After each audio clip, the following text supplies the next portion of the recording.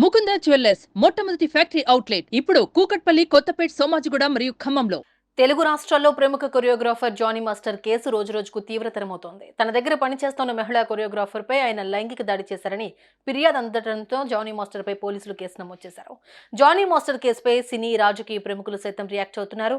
అటు ఈ ఇష్యూపై డాన్సర్లు కూడా రెస్పాండ్ అవుతున్నారు. న్యాయం వెంటే ఉంటామంటున్నారు.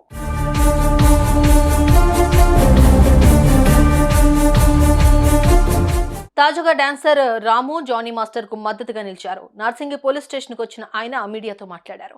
జానీ మాస్టర్ ఏళ్లుగా ఆ అమ్మాయిని వేధిస్తే అప్పుడెందుకు బయటకు రాలేదు, ఇప్పుడు మాత్రం ఎందుకు బయటకు వచ్చి ఇలాంటి ఆరోపణలు చేస్తుందని ప్రశ్నించాడు. తాము న్యాయం వైపు ఉంటామని, జానీ మాస్టర్ వర్షన్ కూడా తెలిస్తే కానీ ఏం జరిగిందో చెప్పలేమని అన్నారు. అంతేగాక ఆయన ఎంతో మందికి లైఫ్ ఇచ్చారని చెప్పారు. ఇప్పుడు ఆయన్ను డిఫేమ్ చేయడానికి ఇదంతా చేస్తున్నారన్నారు. ఎవరికి ఏ ప్రాబ్లం వచ్చినా వాళ్ళని ఆదుకున్నాడు. సరే, ఆయన మీద అందరం మేము ఒక 600 మెంబర్స్ ఉంటే దాంట్లో ఒక 30% అంటే 30% ఆయన తరపు ఉండకపోవచ్చు. అందరు ఉండారని చెప్పారు, అందరు తన వెనుకలనే ఉన్నారు. కాకపోతే అంటే అసలు వాళ్ళు బయటికి రారు.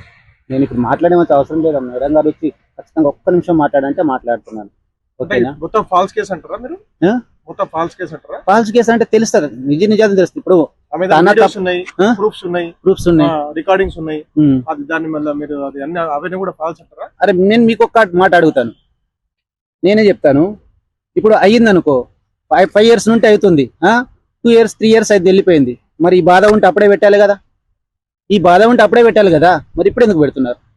బెదిరింపులకు పాల్పడతారా ఎవరన్నా? నేను ఇండస్ట్రీ, అది ఇండస్ట్రీ మీతో కాకపోతే కొరియా 10 సార్లు చెంపదెబ్బ కొట్టే 11 టైం ఎందుకు కొట్టారో అప్పుడు కొట్టద్దు కదా అన్నట్టు చెప్పంటే ఆమె విసిగిపోయింది అని. మేడం, ఓకే, అది జాబ్ కాదు. అది ఇప్పుడు కొరియోగ్రాఫర్ అంటే ఒక్క సాంగ్ 4 days మాత్రమే ఉంటుంది. ఆ 4 days వరకు రిహార్సల్ ఉంటుంది. దాని తర్వాత వేరే మాస్టర్ దగ్గర వెళ్ళిపోవచ్చు రిహార్సల్కి, వేరే మాస్టర్ దగ్గర రిహార్సల్ వెళ్ళిపోవచ్చు. అందరికి ఛాన్స్ ఉంటుంది.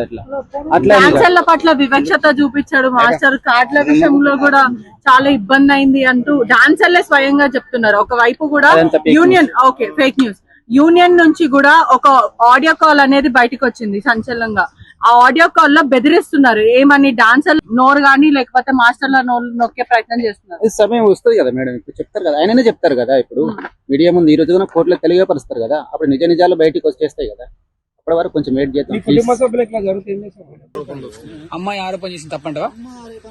అమ్మాయికి ఏదైనా తప్పు జరిగి ఉంటే ఆ రోజే చెప్పేది. అమ్మాయి ఇన్ని రోజులు ఎందుకు దాపెట్టుకుంటాను, నేను నడిపిస్తున్నారు కాబట్టి ఎవరు నడిపిస్తున్నారంటే పేర్లు చెప్పాం, ఎట్లా చెప్తారు? చెప్తే తెలుస్తుంది కదా.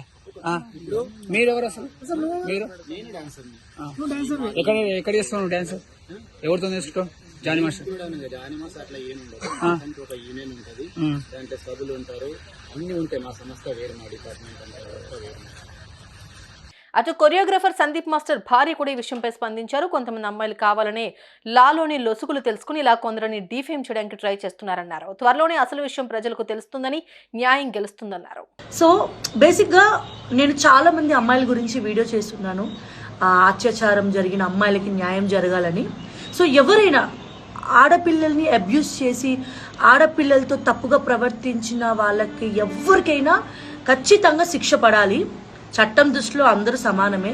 ఎంత పెద్ద వాళ్ళనైనా వాళ్ళని వదలకూడదు.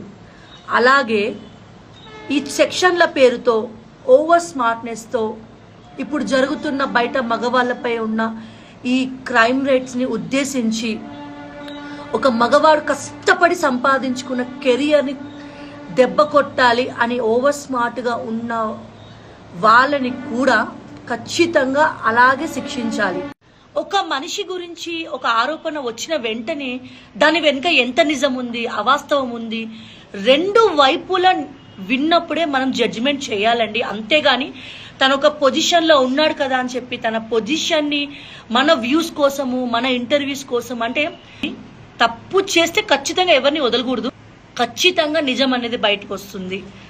చట్టం దృష్టిలో అందరూ సమానమే. అంతేకాదు నిర్మాత సి కళ్యాణ్ కూడా జానీ మాస్టర్ కు సపోర్ట్ చేశారు. ఆయన వెనకాల పెద్ద కుట్ర జరుగుతోందని అన్నారు.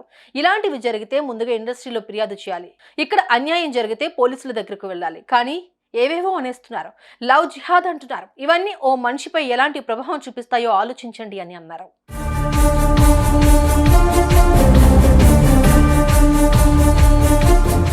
ఏం జరిగిందో తెలియదు, ఎవరు చెప్పేది నిజమో తెలియదు. న్యాయం ఎవరి వైపు ఉంటే వారు గెలవాలి, వారికి న్యాయం జరగాలి. పోలీసులు, కోర్టు నిజాలు చెప్పాలి. అప్పుడే ఎవరేంటనేది ప్రజలకు తెలుస్తుంది. ఏమంటారు? కామెంట్స్లో చెప్పండి.